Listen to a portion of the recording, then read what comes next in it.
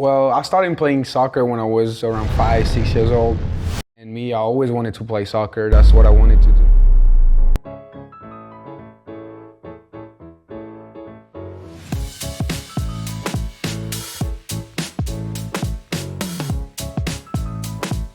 Man, I feel fantastic. We came up here with the will of winning. We did the work. We had a good week of practice. We just did what we had to do, and man, it's wonderful to have this win for the home opener in front of the fans too. It's amazing. Great feeling, great feeling. Hi everyone, this is Tijani Ali Khalifawi, FIFA agent. Today we have the honor to receive a special guest with us, Gauthier Lumale. Hi, everyone. So Gauthier, do you want to tell a little bit more about your journey back home? We both know that we're from the same country, France. Mm-hmm. Yeah. So you want to tell us a little bit more about how is it in France? Yeah. Well, I started playing soccer when I was around 5, 6 years old. I started playing my hometown team. And then when I got around 15 years old, I got called up in a pro academy. And then I played there until under 17.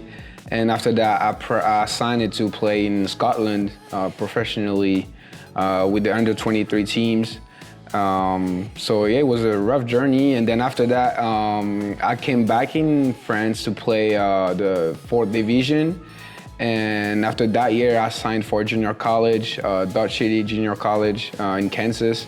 And then I transferred to King University after 2 years. That's where we met. Exactly. I forgot to say it. Yeah. But yeah, big, long journey. We know how hard it is and how hard is the competition back in France. Yeah. In Europe in general. Do you want to tell us a little bit more about your choice to come in the United States? We obviously know that United States have a unique system whereby you can do education and play soccer, basically. So do you want to tell us more about your decision coming here? Yeah. Well, back home is harder. Usually when you're young, you always have to choose when you're around 17, 18, either if you're gonna keep playing soccer and try to be pro, or if you want to be serious about working and find a job. You can't balance both. It's really hard. Some people do it. Most of the people quit playing soccer because they find a good job. And me, I always wanted to play soccer. That's what I wanted to do. And also, I found this opportunity to get a degree, good education in the US. So when that choice came to me, I was like, that's a good choice because I'll be able to play soccer at a high level with great facilities, great coaches, players from all around the world. And at the same time, I'll be able to get a degree, a diploma. That is actually worth something. If whatever happens to me, I won't be able to play soccer again, I will have this opportunity to work with that diploma. Okay. So great choice. Great. Now you told us that you went straight from France to a community college. Yeah. Can you tell us more about the level over there? Yeah. How different it is from France? Why that decision to come to a community college where there's D1, D2? Yeah. So why did you choose to go to Dutch City? Well, honestly, I felt like it was better for me to go to a junior college, mostly because of my English. Most of the D2 and D1 schools that I was talking about, they were asking a really high level of English? Of English, okay. With the TOEFL, really high scores. Junior college are less demanding on that point. But at the same time remain very competitive? Yeah, exactly. Okay. So that was the main reason. It was my English. And then when I got there, I had ESL classes, so I learned English, and then my accommodation was pretty nice and sweet. And also I knew from talking to that coach from Ijuco, he told me we had players from all around the world: Brazil, Colombia, England, Ireland, Spain, Japan, whatever country you think, there is players from there. Great experience, in terms of culture. I can tell that because I did play with Gauthier in my community college, Dutch. That's where we met. The competition was really high. It was basically most of the time we were playing against international. Like you said, from Brazil, from Spain, from Portugal, Italy. So a very competitive environment. Oh, yeah. How was it really at Dodge, the competition, Yeah, I really felt like I was always comparing it with France back home, with my pro academy, because it was literally the same environment. the whole team was living together in the dorms. We all was roommate, and we basically spent 24 hours with each other, 7 days a week. We practice together, we leave moments on the field, we win games, we lose games. So we create memories. It's literally like a pro academy. And then on the other side, you got school. And in school, you always find teammates in your classes as well. So you're never like by yourself. If you want to do homework, you have your teammates as well. You can do it together. That's Absolutely, some study hours that you do as a team. Yeah, exactly. We have a study hall where every players of the team, they meet and like they work together for homeworks. So it was literally really like a pro academy. Okay. Like, you really felt the same way as I felt when I was in my pro academy back home in France. Yeah. Good. And especially now with the new regulation, there's a lot of advantages, obviously, in going to a community college. We have seen so far the NCAA changing their rules with that roster cap, and also the community college player, JUCO players, remain their eligibility when they go to transfer for a 4-year school. So very advantageous now. So it's something to take very carefully and seriously. You then transferred to King University. So I know we helped you to go to King University. Can you tell us more about that transfer? How did that happen? Because at first you were supposed to commit to NAIA. Yeah. Didn't happen because of an injury. Yeah, exactly. If I'm not wrong. Can you tell us more about that? Yeah. So right after my 2 years at Dodge, I was looking to transfer somewhere. So you talk with a lot of coaches, a lot of schools, and I was pretty happy I found my school. We got along pretty well with scholarships, with the soccer-wise as well, what he was planning to do with me on the field.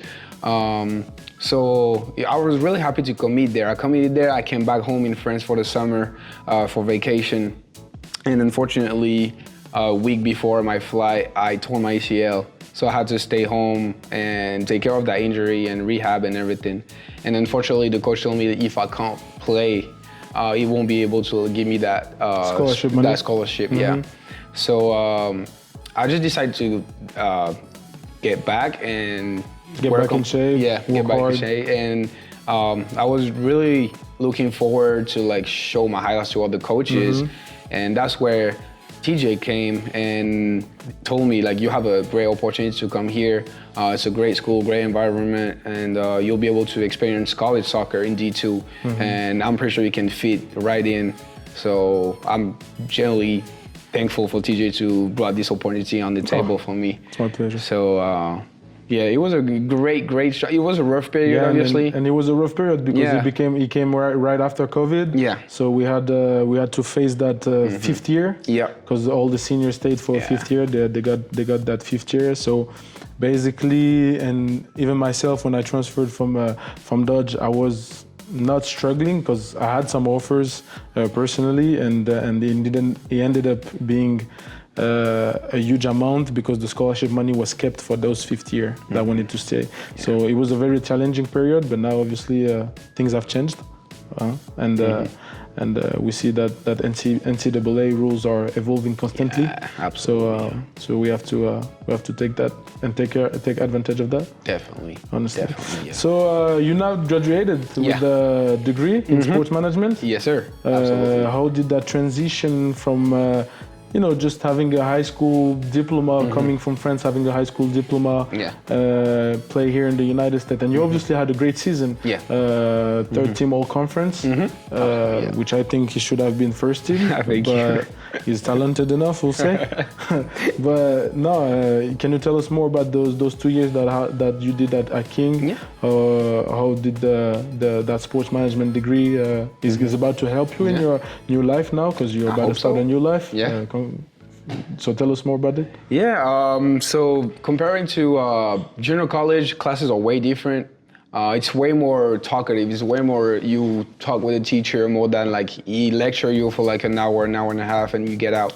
It really, like the sports management program especially, is really about like involving the student and like put them in the right environment to make them ready. As soon as they have their degree, they should be able to like work right away. A lot of presentations, a lot of study case. Yes. We can tell that about the one professor that we both know. Oh yeah, great teacher by the way. Great teacher. He made our our life a little bit harder, but at the same time we're glad for that because now we're able to put this in a work environment. Absolutely. So how about the soccer season? Soccer season, it was a good season. Last season, because you came and you played straight from transfer. That's also a thing. When you come as a transfer, obviously the coaches don't see you the same way. And when you come from a community college, you already played 2 years in a college. So you had some highlights, good highlights that showed that you were a great player. And you came and started right away. So you came as a starter basically. Yeah, pretty much.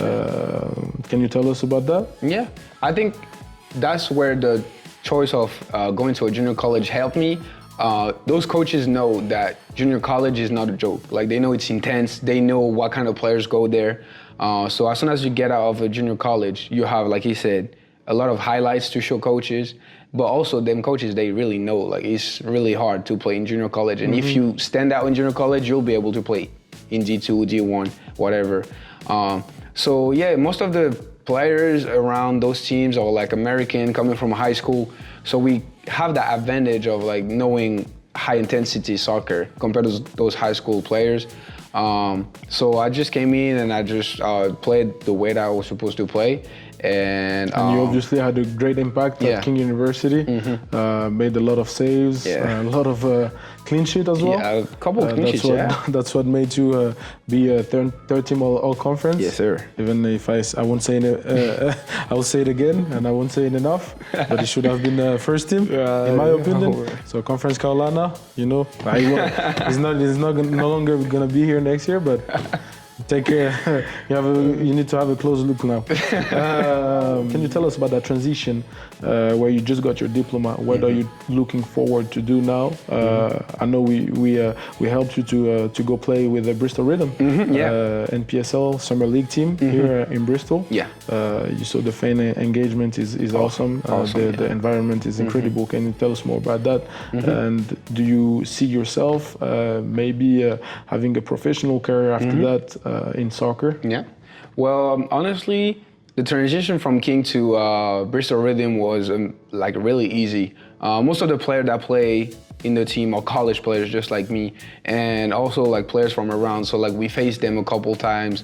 There's some players from Milligan that we played, players from ETSU, the D1 that we played as well. So we know each other's as players, and it's really nice to like start getting those players as person as well. And level-wise, it's really talented players that come from everywhere. You also see some former professionals. I've seen so far in the USL 2 league, which is still summer league, but NPSL as well. We see a lot of retired players that are trying to kick the ball for their last year for the kids, I guess. Absolutely. For the kids to see that their dad was a great player. But so far, tell us more about you had a great performance last weekend too. You helped the team to get a great score against the 4th team in the nation, Appalachian FC. So how was that? It was amazing. I mean, like I said, like the intensity I practice at training is something else.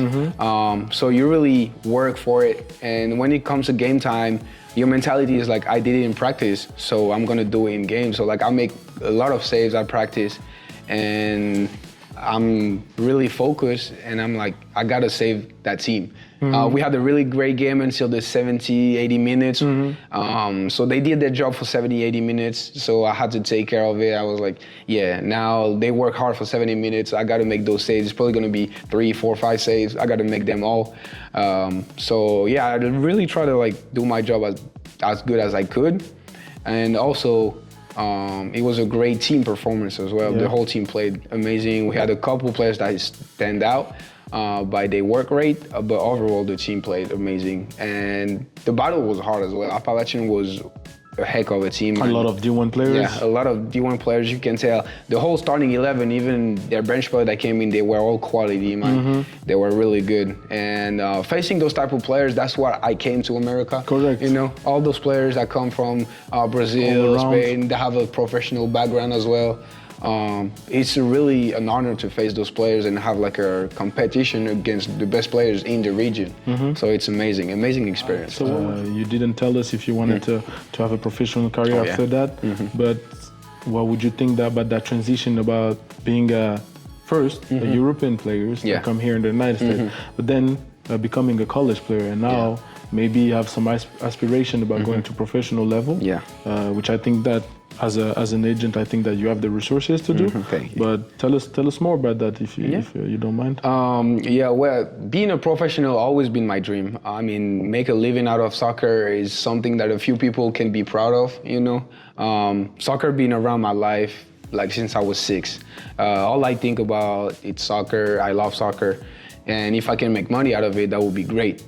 And also, I believe that the period where you go to JUCO and then college and then NPSL, it's like a whole process. You build confidence, and at some point you'll be like, yeah, I belong here. Like I'm able to make those saves or like those plays.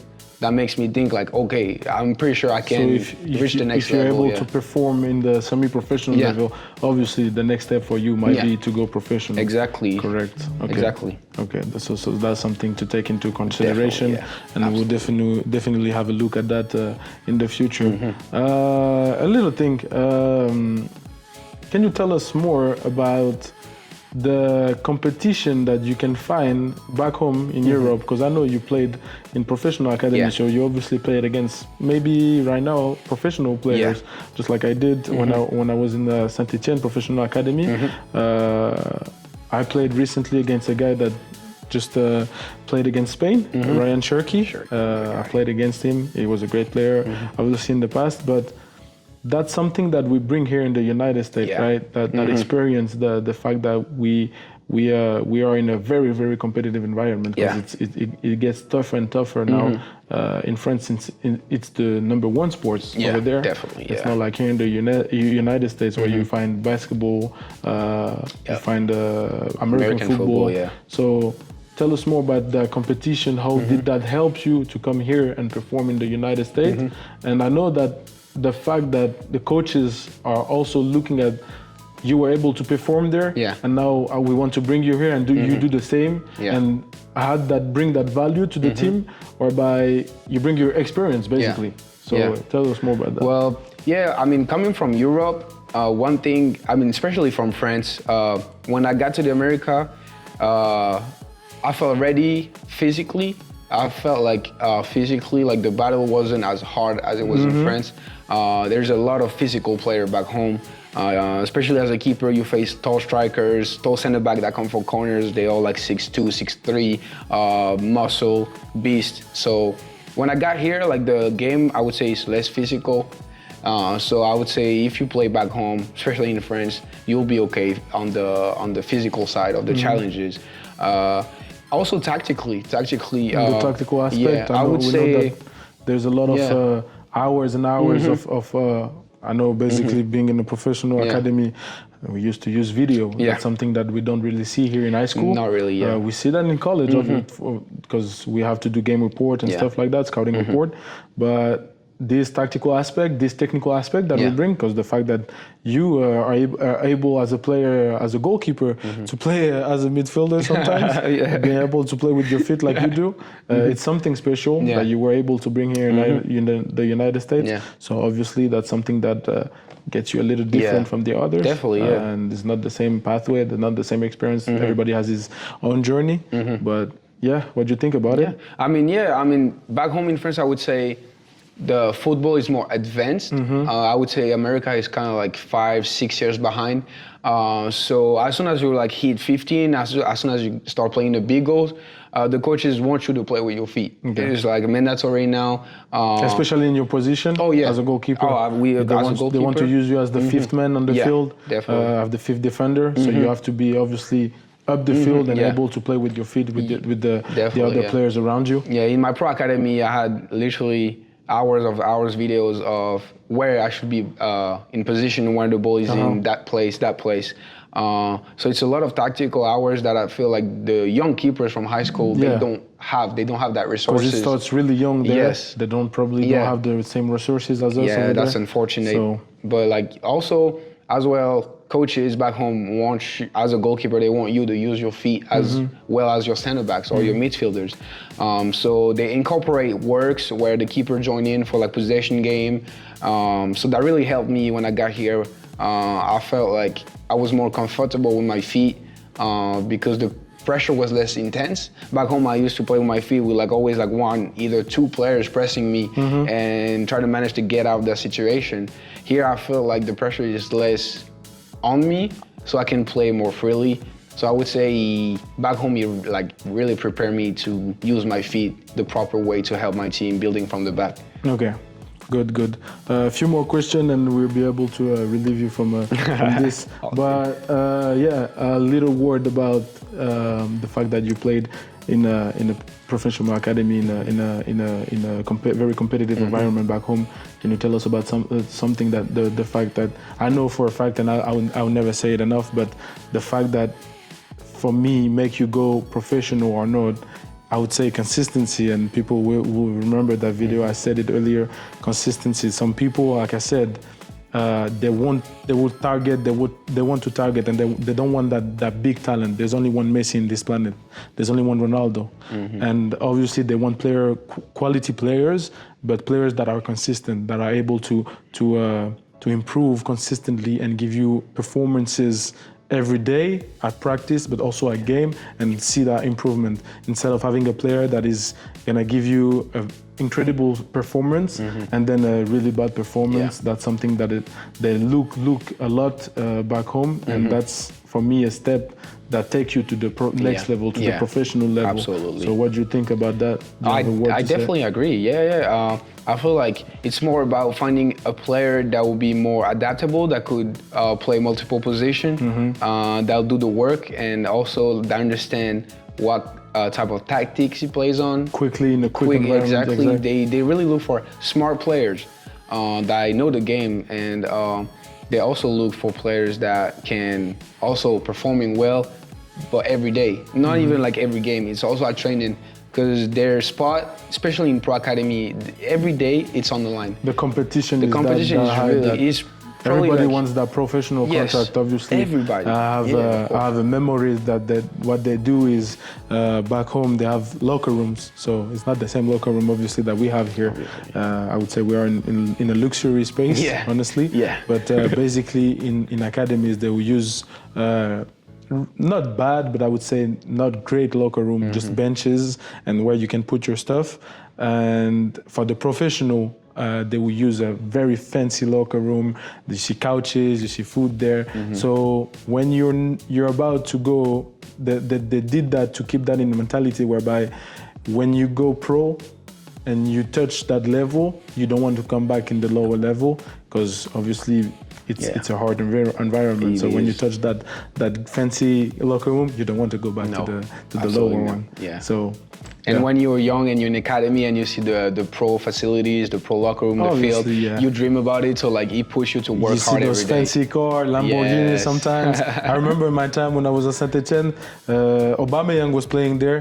This guy with this Lamborghini, green Lamborghini was... Can't even imagine. I was like, hey, I want this, that's the life I want, huh? That's the life I want. Absolutely. Okay, last question, and I think we will end up on that one. A little advice that you have to I would say, we try to divide that as two reports. So I would say to the high schoolers that are here in the United States, how an agency like us or me as an agent, I can help him. I can help the players to go to the level they want or no. So some advices, and obviously then maybe to the players that are already in the professional academies back home or in Europe, or maybe even here in the United States. What advice do you have for them to make it to the next level? What do you think can be good advices for them that they can take in a daily basis and apply in their weekly journey and every day, basically? I would say for high schoolers, how an agency like that can help you. They have a lot of connections, but also they will take care of you as a person. First of all, they will try to figure it out what is the best path for you. If it's junior college right away. And if you have aspiration to touch that high level here in America, they will help you. They will find you tryouts. They will find you semi-professional team to show yourself. So if you're good enough and you're confident in your abilities, they will just put you in the spotlight. Now, can you brighten that spotlight to show yourself? That's another question. Correct. But you gotta give some trust at the beginning. Exactly, yeah. And then obviously we'll give you that trust back, whereby we're here for you to help you develop as a player, as a college player, and hopefully as a professional player. We never know. We never know, yeah. But yeah, so far. And also, another advice for those high schoolers, when you get the chances as high school players to go play in the summer, in those summer leagues, don't really try to play hard and like win your spot. Just observe. Those players are way older than you guys. Yeah. Those players have way much more experience than you guys. Just listen to them, ask them questions, advices. There is nothing wrong about asking a player that played professionally in another country in Europe what he thinks about that positioning, that pass. There is nothing wrong about that, and they will be glad to help you. And you got to take from everyone. Yeah. Take something from everyone. Obviously, when you go to a tryout and whenever you come as a freshman to try to win your spot, the coaches and scouts and me as an agent don't really look for the guy that is dribbling everybody. We look for how do you face the adversities, how do you position yourself on the field when you lose the ball, what do you do after that, some other stuff, that some other aspect that you might not even think about. What's your attitude on the field? Are you able to give some good passes? If you do one mistake, what do you do after that mistake?